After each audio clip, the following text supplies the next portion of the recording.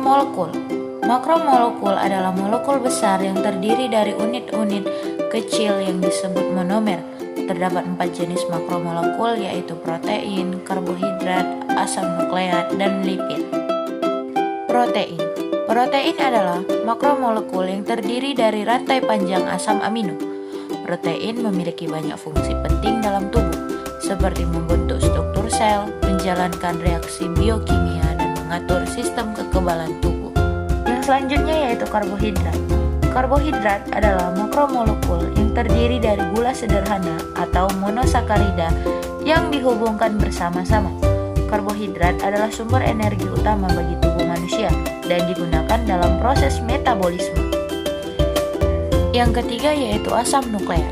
Asam nukleat adalah makromolekul yang terdiri dari nukleotida, yaitu unit dasar yang terdiri dari gula, basa nitrogen, dan fosfat.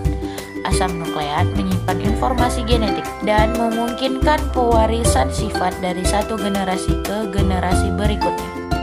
Nah, yang terakhir yaitu lipid. Lipid adalah makromolekul yang terdiri dari asam lemak dan gliserol. Lipid memainkan peran penting dalam pembentukan membran sel dan sebagai sumber energi. Beberapa contoh makromolekul dalam kehidupan sehari-hari yaitu ada DNA, kolesterol, enzim, dan selulosa. Nah, kita akan membahas struktur dan interaksi makromolekul. Yang pertama yaitu struktur makromolekul. Makromolekul memiliki struktur kompleks yang terdiri dari susunan 3 dimensi dari unit-unit monomer. Struktur ini memengaruhi sifat dan fungsi makromolekul tersebut. Selanjutnya yaitu interaksi makromolekul. Makromolekul dapat berinteraksi satu sama lain melalui berbagai cara, seperti ikatan hidrogen, ikatan kovalen, dan interaksi hidrofolik. Pengaruh makromolekul pada kesehatan. Makromolekul memainkan peran penting dalam kesehatan tubuh manusia, dan gangguan dalam struktur atau fungsi makromolekul dapat menyebabkan penyakit.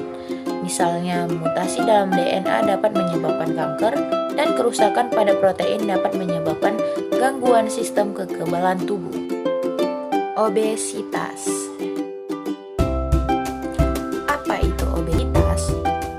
Obesitas adalah kondisi ketika lemak yang menumpuk di dalam tubuh sangat banyak akibat kalori masuk lebih banyak dibandingkan yang dibakar.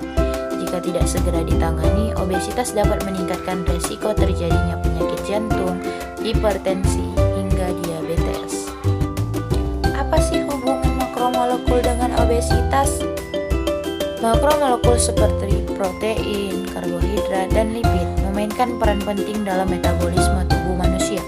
Kondisi obesitas terjadi ketika jumlah kalori yang dikonsumsi oleh seseorang melebihi jumlah kalori yang dibutuhkan oleh tubuh.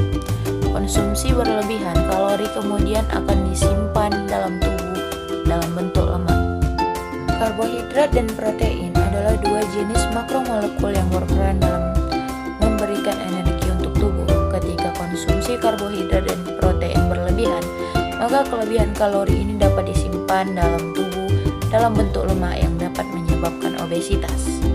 Selain itu, lipid juga dapat berkontribusi pada obesitas. Beberapa jenis lipid seperti trigliserida dapat disimpan dalam sel-sel lemak dan menyebabkan peningkatan berat badan jika jumlah yang terakumulasi berlebihan.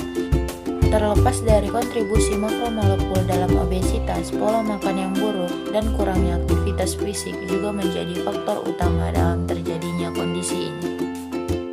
Oleh karena itu, penting untuk memperhatikan asupan makromolekul dengan memilih makanan yang sehat dan bergizi, serta menjaga pola makan dan aktivitas fisik yang seimbang untuk mencegah terjadinya obesitas.